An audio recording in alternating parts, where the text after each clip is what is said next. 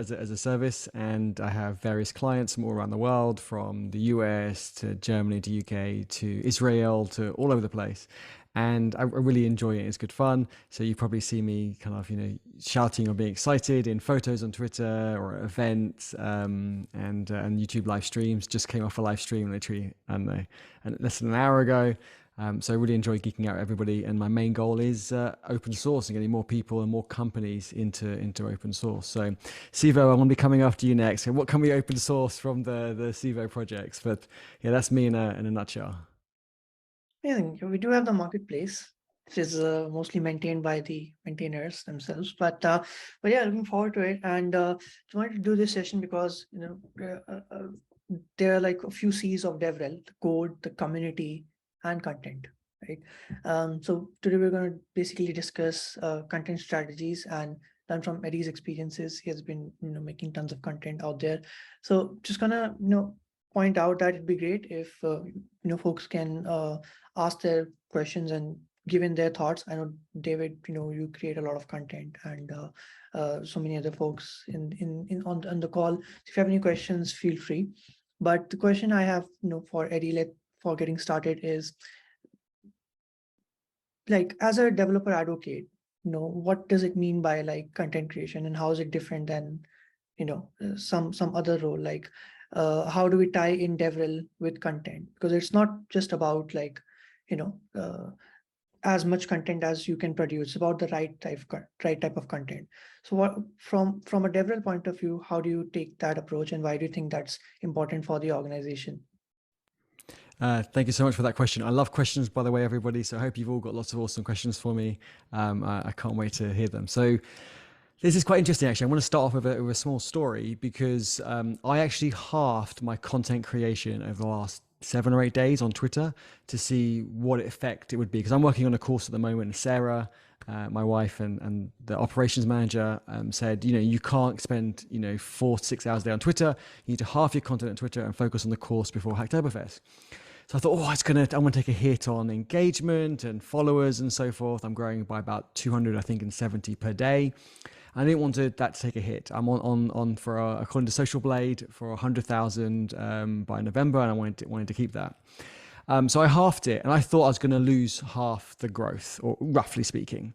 And actually, it hasn't changed. And after the first day, I thought, it's just a coincidence. Second day, 8th day later, and I'm putting out half as much content, spending half as much time on Twitter, but still got the same growth. So although quantity has some value within reason, I think it's not always that important. So it needs to be high quality still, and it needs to be good enough. People use a lot of excuses. It needs to be high quality. I'm not going to put it out yet, and they never get it out. And I think that's can work against us. So it still needs to be good enough and high quality. But in terms of the types of content, I don't think there is a specific one. Like, some people like video, some people like text-based. Yes, you can. We can talk about it later on how you can reuse a lot of the content for different types. So I think for a DevRel, they should put out content that they're comfortable putting out. Like, if someone could probably write a blog post quite easily, but for me, it's a lot harder, whereas video for me is a lot easier. So I think people should work to their strengths, but at the same time, they should also work to the types of formats that they don't enjoy, so they can get better. So my writing has got better, but I still write in bullet points and give it to Sarah to make it into a proper blog post. So yeah, I could go in different angles. Kunal, where would you like me to go next? I could everyone's screens have moved around. Kunal's over here now. But yes, I could dig deeper into different areas. I had some thoughts around it, but I'd love to hear from others as well. I know Mark has raised his hand, but I just want everyone to also share, like, who here is currently like creating content or wants to get into content creation. If you can let me know. Anyone? Before we take the next question, if I can jump in and say, I think people overthink content creation, that I don't create content, and I put out a lot of content. Actually, I only put out about 40% of the content I create. And the reason why I say that is 2 reasons. One, I have a team behind me, so you don't have to put out content at the rate I put out, because I have a team of 3 people. So it's not just me. So bear that in mind. And 2, I don't really create content. I document what I'm doing. So if you look at my Twitter and my YouTube over the last, say, month, it hasn't been very tech heavy because I haven't been doing a lot of technical stuff. Whereas in previous months, geeking out with David and so forth, it was more tech heavy because I was doing more, my day-to-day involved more technical stuff. So I try and keep it balanced, but it is quite hard. But I try to document what I'm doing. If I learn something new, then I create content on that. So that's why I'm able to, I just feel it's part of my process. I don't say this weekend I'm going to create content. I just document as I go along, and that makes it a lot easier. Cool. Go ahead, Mark. Yeah, just on that point you mentioned about content being good enough, I think that's an interesting point, and just like your thoughts on it a bit more, because in terms of authenticity, because I remember in a different business I'm involved in, this is more on Instagram, but they were putting out some really high quality content and it wasn't actually resonating very much. So when they actually made it look a bit more rubbish, a bit more made by at home on your kind of paint, not quite like that, but with some extra clip art and stuff, suddenly they were getting more engagement because it almost seemed like a corporate brand was talking to them rather than a person in that sense. So I don't know if you have, is that to your point on saying, don't worry too much about it being polished because it's more about you and, what the point you're trying to get across rather than it being absolutely, perfect in every sense and that side. So is it that authentic nature that you're trying to get across? Absolutely. I think I've got two kind of angles to answer this. One is what we think is like high quality today is not going to be what we think high quality is in 1 month, because we're going to learn how to create the content, curate it better, produce it better, and so forth. To give an example, my first YouTube video was about 3 years ago, and I spent a month editing it and trying to get it perfect, partly because I was a bit cringe listening to myself. I wasn't used to listening to myself, but I was learning how to do it. I wanted to make it, I'm doing air quotes, perfect. And by the time I put out my 10th video, I wanted to remove the first video. I didn't, but I wanted to because I felt it wasn't very good. So I think it's important for people not to delay them putting themselves the content out, because they're going to learn so much by doing that, by putting it out. They're going through the process, and they'll get feedback from people. And most of the time it is positive and constructive and good. And I think that helps us. Like for me, when I put out content, I get questions, I get ideas, and that feeds my next set of content. And that's why I feel that I've always got so much content to go out. So I haven't created a YouTube video in 5 weeks, but yet I've been posting 3 times a week because I've got such a backlog of content to go out. And I wanted to focus, like I said, on the course and moving different countries and so forth. So because I'm documenting my journey, and then when people give me an idea or they ask a question, especially if the question gets asked more than once, then I'm like, right, if it's asked 3 times, 4 times, this is obviously something people want to see. But tying back into what you were saying about over polished, so yes, especially on every platform is different. So Instagram is a low quality, I was going to swear then, so sorry, but it's a low quality platform anyway, right? I take amazing high quality photos, you put it on Instagram, and it comes out, it's like a 85 meg photo file, and then it puts it into like a 1K photo file. So you can see like the quality is really gone and it's lost. And same with videos. So yeah, definitely in terms of the production level on Instagram, and same with TikTok and so forth. So yes, but also if you look at like YouTube, where you can have the 4K footage and so forth of the videos, you're right. A lot of the, especially for shorts, the quality, they don't want it to be as highly produced, because you're right, it looks like an ad. And I actually made, I've got a full-time video editor, and I wanted to make a video, I think it was last Hacktoberfest or Hacktoberfest before. I wanted to make it super cool with animations, like really produced. We spent a lot of time on it. And someone wrote, "Is this an ad?" And I was like, I never thought of that. You were right. It was too far. They want it authentic. And to be honest, some of my worst videos, I remember a year ago, I was transitioning between clients. I didn't have time. I had an overlap. So I had to get a video out. I'm going to make sure the algorithms fed that week. Did a terrible video. It's one of my best videos. I didn't script it. I didn't plan it. I just kind of did it like a live stream. And it wasn't edited very well. It was just very rough and quick editing, and it did really, really well. So I think good enough is really important, and not to overproduce it. Even Mr. Beast is not using 4K cameras apparently, because he wants to keep it authentic. When I heard that recently, I was quite surprised, because of course he can afford the the best equipment. He's got an amazing team and so on. So it's quite interesting that he records in 4K, but he only outputs in HD, but partly because he wants the zoom effect that he can, the ability to crop in later on in post production, but he doesn't output in 4K, which is quite interesting. I output in 4K because of code, but yeah, so hopefully that answers your question, Mark. Yeah, I definitely don't want to overproduce it, and definitely don't. People use it as an excuse not to put out content as well, I think. Yeah, the thing you mentioned about the ad thing, I think it's also about like that, like you mentioned, the type of content you're making. So you should, let's say you're offering a solution, and it's not just a commentary thing, right?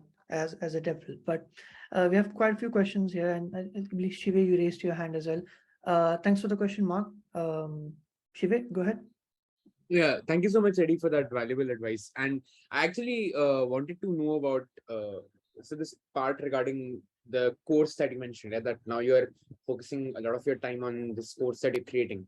And I actually had a very similar question in mind.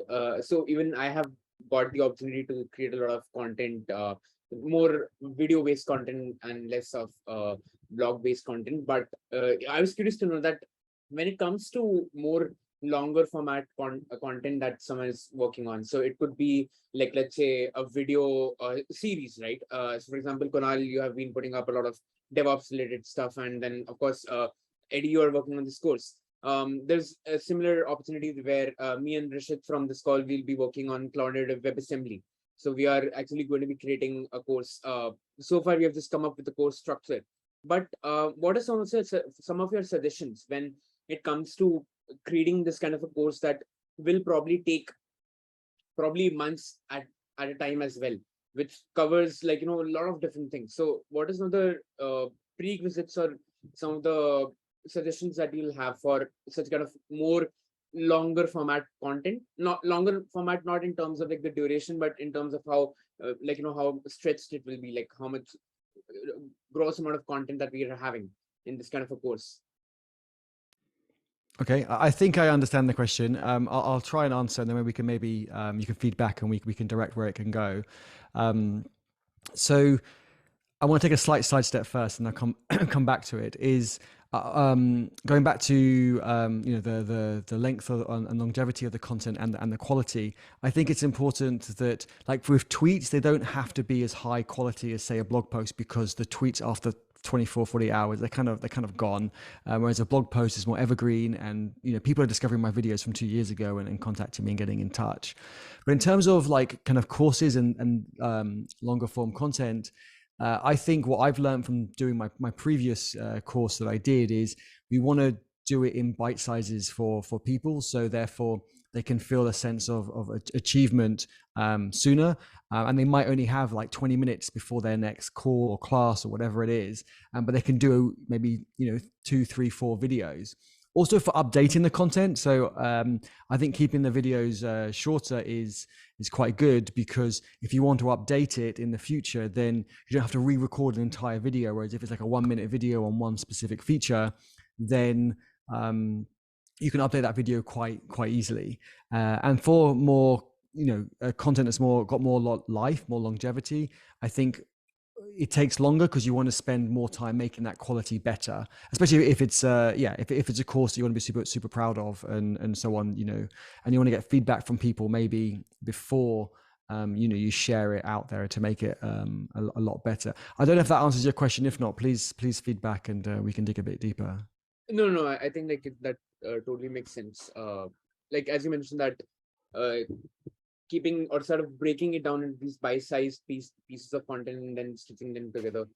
But probably just one question then as an extension would be that how do we ensure that we can maintain that same level of I mean, at times it's possible, right, that we start with a lot of excitement while creating this course and creating this content, but as as our time sort of proceeds, and it might be that, hey, we are getting really nice response from the content, but it could be possible that your personal motivation might drop somewhere in the middle of creating that long format content. So how do you keep yourself motivated in those kind of scenarios? That's a really good question, actually. I love this question. Actually, it's something we should probably talk about on the Twitter space, because I think I'd love to hear different people's perspective. And I'm looking at David, who did like a 10-hour course on YouTube that is still on my tab. I need to watch it when I'm traveling this week. So the way, I think everyone is different, but I feel you're doing it with a friend. I think you said you're doing it with Rohit, which I think is awesome, because each of you will have your kind of your low days, but the other person will have to have a high day, and you can kind of bounce off each other and keep that motivation going. I think it's got a lot easier for me as my team has grown, not just because I can share the work, but the whole motivational piece. But also getting the community involved sooner. So I want to give access to my course to a few people each time I do a module, because they can not only feed back on it, but they can say, where's the, like Praduma was saying, well, when's the next module coming out? And I'm like, oh my God, I've got to get done. Like, someone's excited to see it. And so that really, really helps me go, you know what, I need to sit down for the next 2 days and finish that next module. So I think the community plays a big part. I think it's important. Their energy, I find, is awesome, and really helps. So I guess that's the biggest suggestion. Try and break it down for you. Like, I start off high level. Everyone's different. Some people like to jump into the first, I guess, module and go straight into it. Whereas I would like to go down in almost like an onion, like go down in layers. So I'll go across the entire course at a really high level, just like writing the module titles. And then I want to write like the sections for each module. And then I want to write the titles within each section, within each module. And then I might move things around. So the course I'm writing is for Hacktoberfest, getting started with open source. And I put Git first, before GitHub, but I thought, actually, you know what, using the GitHub UI is easier than using Git. And then I started having commits further down and wanted to talk about the file structure on GitHub, but then I refer to commit. So I'm kind of shuffling things around, and it's easier when it's just a title rather than trying to shuffle text and diagrams and videos and all the rest. So I like to try and get the high level first, and the rough ordering. It's not going to be perfect, but it's going to be something, and try and get feedback from people. I have Sarah going through my course, and it's great because she's saying, well, you've written this, you keep saying packages. What is a package? I'm like, well, a Docker container or an NPM package. She goes, what's Docker? And it just makes me realize that we make so many assumptions on things, or looks good to me, LGTM. And I'm like, it looks good to me. And she's like, what looks good to you? Like, she doesn't know that. And I think it's really good. So we naturally do that. So I'll try and get feedback as soon as possible from people as well. It helps with motivation and feedback. Yep. Thank you so much. That's really good. Thanks for the question, Civo. And I see quite a few in the chat, and there's someone docs as well. And Rohit has raised his hand as well. Just before we move forward, I want to touch upon this is the hardest part, for as a developer advocate, one of the hardest, because when we talk about how we share this information in consumable pieces, and what you mentioned for long pieces of content, I think the very first step is around who your audience is. Whom are you targeting? What community you are targeting? Is it like a developer, SREs, or architects, or whatever? So I think that's the number one step. And definitely all the things that Eddie mentioned around getting feedback on, or because your content changes as you grow. The content I used to make last year, it was way different than what I'm making today, and the one today is a lot different than coming 5-10 years. So yeah, thanks for sharing, Eddie. There's one, there's a few comments by Tracy. Tracy mentioned good enough for me is the difference that the content coming from the marketing side of things and the standards are different. I think that's a good point, because DevRel is not marketing in itself, but it needs marketing to succeed. Right? It's very important, to strike a balance between it, the marketing side of things, the content marketing, and the support by the developers, for example. We'll talk more about that later, but I have a point I'd like to mention later on. But Eddie, do you have any thoughts on that? And we can move on with Rohit, and I believe there's a question by Rishit as well. Sure. With the whole, actually just saw Tracy's other comment, which is keep a reasonable cadence. Yeah, I think that's just, really important. Like, set yourself a frequency or cadence, whatever it is, half it, and stick to it. And I think that's what really helps with the algorithm, with the community. So if you can post twice a day, for example, on Twitter. I think it's really good because you get 2 different time zones, 12 hours apart. YouTube, if you do like once a week, is great. If you can only do once a month, then that's what you can do. But I think being consistent is really important, and try and do it like the same time and day every week, so people know when to expect content from you. They can keep an eye out for it and so forth. So yeah, that's really important. If you sometimes you can do a bit more, great, but try and have like a baseline that you really stick to. And then in the future, if you need to increase it or decrease it, then that's also fine. In terms of the marketing side, we have clients where we work with the marketing. We have clients where we work with engineering. We don't work so much with sales because we kind of disagree a bit on how the message should come across. But yeah, we found that marketing and engineering, they do have a slightly different perspective. And some of our clients, we actually work with both teams because they want the different perspective. So I've noticed that the more technical content doesn't always do as well, which is quite interesting. But it does well, but the more detailed you go, like away from hello world and actually into the details of it, it doesn't quite do as well. I think it's because there's a higher barrier to entry and maybe less people know the deep knowledge of that technology. So I think that's why a lot of them want to kind of go wide, and then at the top of the funnel go wide for more people, get awareness, and then kind of bring them into their funnel, which might be getting them in a Discord or contribute to their open source project, or using the project, and then they can kind of go deeper with the content, maybe in other platforms. I think it's good to have a mix though, because I know some people who are experts won't want to necessarily follow someone if they're always just doing the high level content and not going deeper into it. So again, I try and mix it up. So I can talk about this later on, but I have the contents that I post, I have different types of content. It might be behind the scenes, it might be something motivational, it might be more technical, it might be coding, and I try and do that, and have it a bit balanced. It's not always perfect, but I try. Amazing. Thanks for sharing, Eddie, and thanks for the question. Another point Tracy mentioned was around, they do a lot of research work before, like the creating content, the planning and the execution part. I think that's crucial, and yeah, totally relatable. Cool. It's a good question by Tracy in the chat, so if folks could reply and share about themselves.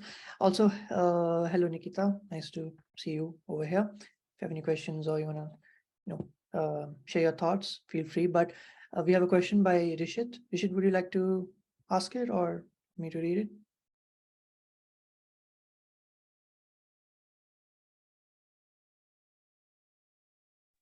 Oh, yeah, I'll go ahead. Sorry for taking some time. I am actually traveling. Yeah. So my question was, how do you muster the confidence to put out content regularly? Because I personally tend to scrap away half of the content I create just because I think maybe I can have higher quality, and then the cycle goes on. Yeah, great question. I think we've all been there. For example, I wanted to create YouTube videos for years before I started, and the only way I could kind of force myself into it, so I used to create it on my phone and I never used to publish them, was I actually don't do this, I don't recommend doing this, but this is what worked for me, is I bought a very expensive camera, and I hate wasting money. So for me, if I bought the camera, I had to use it to make videos and put online. So that worked for me, and looking back, it seems really stupid because I bought something I didn't need, and I wasted years to save up to get it and so forth, and it was really overkill. But I think, maybe do collaborations with people. I think that really helps. So, if someone's not confident, say at public speaking, like doing a video or anything like that, maybe start with a Twitter space. Therefore, you're not on video, you're just doing audio. It's a great place to get started. And then you can maybe go on a live stream with somebody else, like hosting. And that way, there's no awkward silences. The other person's kind of managing the chat, and if there's any hard or scary questions, they can just deal with it. You're there just having a chat with a friend, effectively. And then if you want to move into make your own videos, then maybe make a video again, having a conversation with someone, discussing some challenges you've had, or sharing your story or journey. And it just kind of builds up that confidence. It's something we've all need to go through, and it's harder for some than others. But even like if you're making an open source repo, it could be quite hard and scary for the first time, second time, third time. So maybe doing that with a friend, saying, I've got this idea, do you want to work on it with me? Add them as a collaborator or create an organization and do that from there. I think definitely try and get the get a friend or community or small part of the community involved. By community, I don't mean you need tens of thousands of people. It could just be 2 or 3 or 4 people, and you never know what grows and comes from it there. And you know, if the open source repo doesn't go anywhere later on, and you move on to another one, that's also fine, because you'll learn so much by doing it. And I think that's really important. So make it small. Like if you are ready to do like videos, like some people say, hey, I'm ready to do a video, I think, but I can't think to do 10, 20 minutes, just do 30 seconds. And you can do that on Twitter, and then you can kind of build up to doing, you know, longer and longer videos, whichever makes sense for you. But you need to do it. And there are people who want to help. So, you know, I would collaborate with them and help. But it is hard. And if you have any specific challenges, then let us know, and maybe we can, you know, give some specific ideas and feedbacks and suggestion, or maybe introduce you to some people who are in the same space and are having a similar challenge, but maybe slightly different, so you can kind of complement each other as well. Can I add something on the top of it, Eddie? Hello? Yeah, sure. Kunal's the boss. He's the host. So. Hi,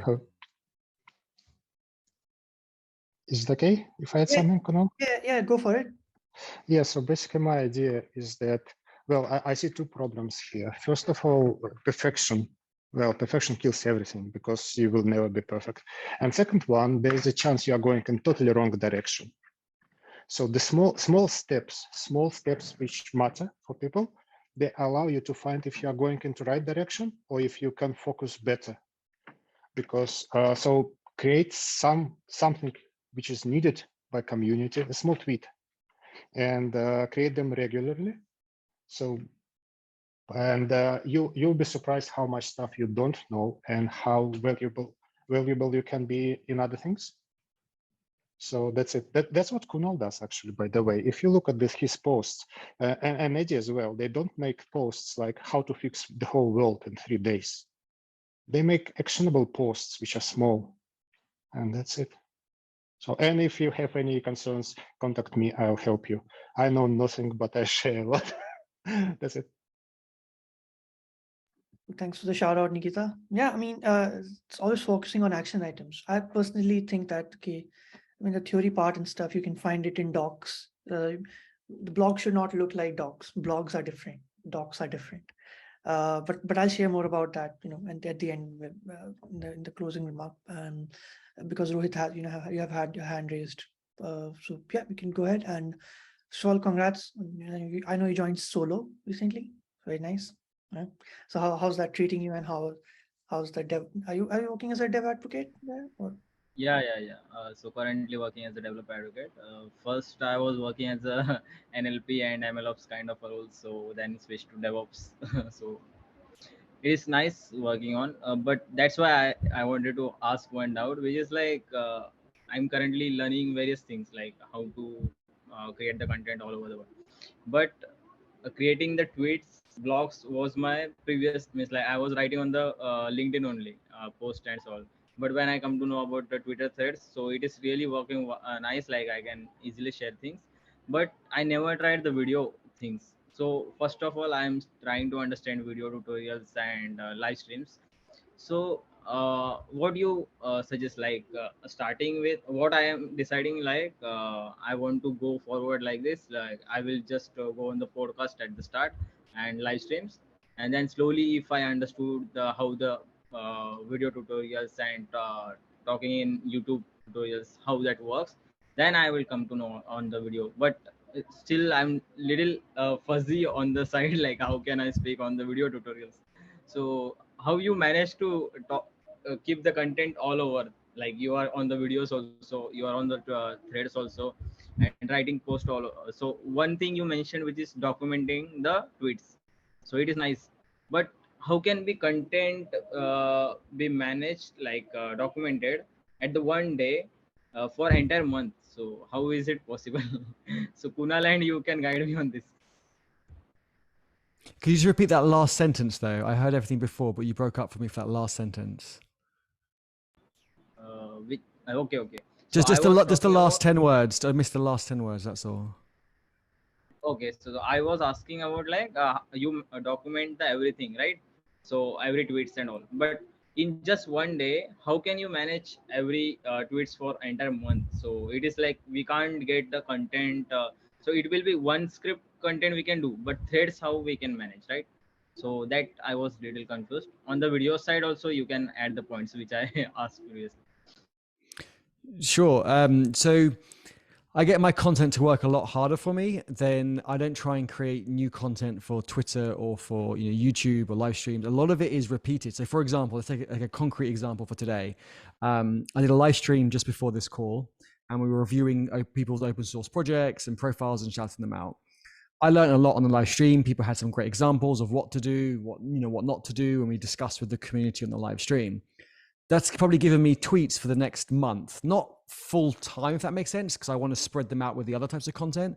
But in terms of suggestions and tips, I've got tweets now for that for the next 2 to 4 weeks. So I've got tweets. I could do that as a thread, or I could do it as a tweet. There's different ways you can do it. And sometimes I do it as a thread, sometimes I do them as individual tweets. So if I've got loads of content, I will probably group them together as a thread. Or if I want to spread it out a bit, so I might even do half and half, right? If I've got 4 weeks of content, I could do a couple of threads and spread the rest out over 2 weeks. I could also convert those into a blog post and then then make a YouTube video out of it. It's not the exact same words, but the same topics. But then you could switch it around. Like if I've done a live stream reviewing those projects, I could then create a video reviewing other projects. I don't want exactly the same content, but I could use what I've learned, and then I could take little clips of that and use them as video clips on Twitter. And I could, or I could take the audio from those clips and use them on Twitter as well, potentially as audio or as text. I might tweak it slightly. And I could put it into a blog post. You can kind of go forwards and backwards depending on where the source of the content came. And I do that a lot. So I gave a talk in Porto last week at an event about open source, and that was recorded. I've got the content. I was going to chop it up into tweets, text, tweet, video clips. I got too much content. I'm probably not going to use that. Not because it was bad. I've just got too much content. I don't want to flood people with all my content. So there's different things that can be done. I think by having the communication, and as Nikita said, by putting stuff out there sooner, you're going to be collaborating with the community and you're going to get feedback, you're going to learn things, and that's just going to generate more content for you, more ideas, and it kind of snowballs that way. I don't know if I quite answered your question directly or not, so let me know if I didn't, or if Kunal wants to jump in with some thoughts.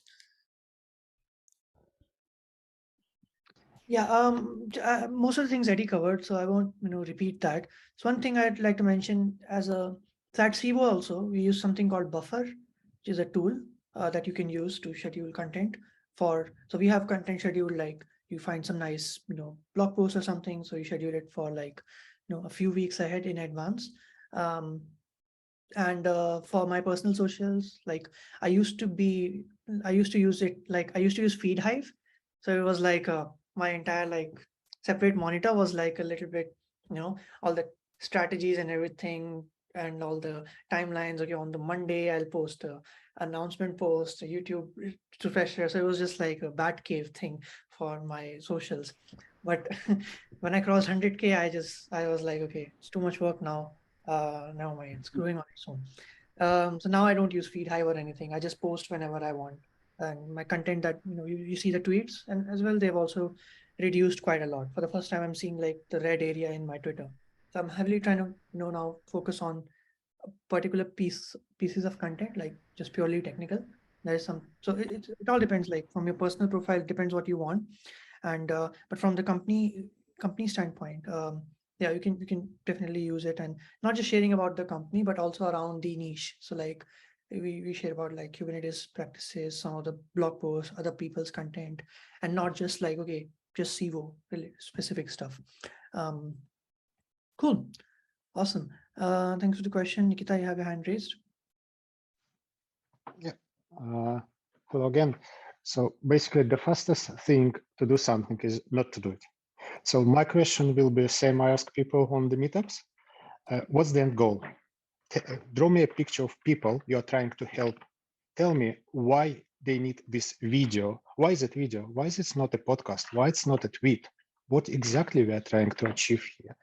So because like video formats, they're very limited. So unless you want to share the screen, for example, AJ does this amazing interviews, but he also duplicates them in podcasts. And in a podcast format, it's much more convenient for me to listen to it while I'm driving.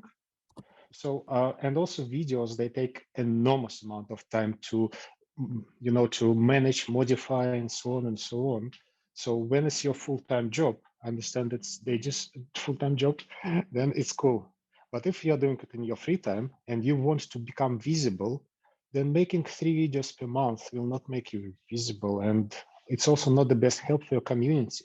So instead, let's find who are you exactly are trying to help, and let's see what is the best way to help them. Let's think about them and not about myself, yourself, and format. If it's video, then yeah, I'm fine, and we'll find a way. And there are many ways. For example, you can record your meetups, or you can come to AJ's podcasts, and then AJ does all the. If the thing is big, then I'm sure that AJ and Kunal will welcome you to their videos, and then you can work together. So as long as it is about community, you won't care at which channel it is, right? And they have the resources, and there are other friends who have the resources. So don't make it about yourself as much. It's very hard. I know it. I suffer from it myself. Make it about people, and then everything will be easy. So that's my advice. Very good. All right, we're almost around time over here, so just being cautious of everyone's time. We'll like to wrap this up. There's one thing, there's a new term, that I learned or came up. I don't know. I think it's already out there. That sort of like can be used as a driving force between all the things we have discussed today. Any guesses by anyone? Think from a DevRel point of view. Sorry, can you repeat again? I was unclear. No, sorry, it's my very autistic brain. No, I was just saying that there's one thing that can tie in all the things we discussed today around content creation, around marketing, around developer relations and communities and all these other things. Since it's short about time, I'll just go and share. It's called the development journey, or like it's a different, like the driving force is actually called developer empathy. So what that basically means is that you got to aim around let's say your developers, they are not hitting any roadblocks, or if they are there, they know where to reach out, and you also understand what your developers what they are doing, or the users beyond what they're doing with the product. And one of the more important things is you understand their use cases from an organization stand-up view, and not just like they're just implementing a feature that you gave or an API or something. Just go beyond that, and obviously paying attention and for the user's experience and all the content that with all the content that they are providing, because it can be hard with developers. Tracy mentioned around marketing. So marketing may be around like, okay, selling something. DevRel is around building those relationships, and or as you like to call it, geeking out. That's basically all that. But yeah, so if you strategize with this, you work with the the developer empathy part. So as Nikita gave a good nice example, it was a little bit vague. So when things are vague, it's very hard to give you a strategy for execution. But when we talk about the journey of a person who is getting involved with your project, so you can build the develop empathy part in various stages, right? So for example, you are making some content that is supporting your like the developers, so make sure like you're putting the technical content out there, and that's friendly to understand. When you're making like you're building a community around it, so you make sure that okay, it's inclusive, people know where to ask questions, and all these other things. So yeah, documentations, case studies, blog posts, tutorials, content from outside the company, API docs or whatever. But yeah, it's basically about it. And these are like one of the key tools when it comes to ensuring success, and some of the very good practices. But yeah, hopefully that was helpful. And storytelling next time. Yeah, we're short on time, so I want to apologize for that. It was 10 minutes late because yeah, two-factor thing came up. All right. Cool. Thanks for joining, everyone. Really appreciate you all giving the time. And thanks, Eddie. I want to give a huge shout out to Eddie. And it's being recorded, so I'll post it on socials on YouTube later on. And yeah, we're 40 people now in the program, so growing very nicely. And if you need any help with your demos, if you need any help in outreach, any support, you can find us on the Slack channel, and now there's the mailing list as well. So yeah, KubeCon is coming up. We'll see you at KubeCon. So many events coming up. Eddie, you have any closing remarks? Oh, Chetan, were you speaking? Oh, nothing. I was just saying thank you to Eddie and you as well. Thanks for joining in. Thank you. Yeah, just closing remarks. Create content by just share your journey. What you've learned today. If you learned something today, just share it. Put it out there in your own words. If you want to tag someone, great. If you don't and you want to put it in your own words, that's also fine. I just want you all, creating content because it adds to your personal brand. It puts you out there, helps you stand out. Therefore, you can kind of get companies coming towards you. It makes your life a lot easier. And then you get to meet more people and geek out with more people. And it just kind of snowballs and grows from there. So you need to put yourself out there. And just get friendly with that block button. If you do get any trolls, and you will as you grow, just get friendly with that block button. Today on my live stream, I got to see that I looked at someone's repo and it said at the top, I've never seen this before. I don't know if any of you have. You're looking at a repo where someone you've blocked has contributed. I've blocked like 5 people on GitHub. Like there's not that many. I've got like 5,500 followers. So blocking 5 people, I don't know, a year ago, the last person I blocked was quite strange. But to see that message, come up that they've committed to that repo. It wasn't their repo, but they've committed to it. So just get friendly with that blog button. And, if anyone's toxic, just remove them from your life. It's not worth it. Focus on the people who want to learn, who want to geek out with you, and who want to give you constructive feedback. I love it when people disagree with me, but they can keep it professional and explain why.